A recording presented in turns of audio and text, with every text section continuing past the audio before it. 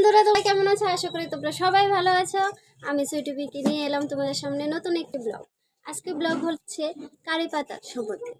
কারি পাতা সম্বন্ধে তোমাদেরকে আমি বলবো যে কারি পাতা খেলে কি কি উপকার হয়।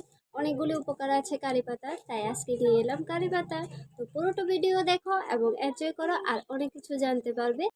সকালে একটি করে কারি পাতা খেলে ব্লাড সুগার কন্ট্রোলে থাকে, যা ডায়াবেটিসের জন্য খুবই উপকারী, এবং এটা লিভারের যে প্রবলেম থাকে সেগুলিকেও ঠিক করে ফেলে একটি মাত্র কারি পাতায়। এবং এটার মধ্যে অ্যান্টিঅক্সিডেন্ট থাকে, যার জন্য কোলেস্টেরল কমতে সাহায্য করে। এবং কারি পাতার মধ্যে ভিটামিন ই থাকে, যার জন্য বয়স হলেও বয়সের ছাপ এত একটা বোঝা যায় না।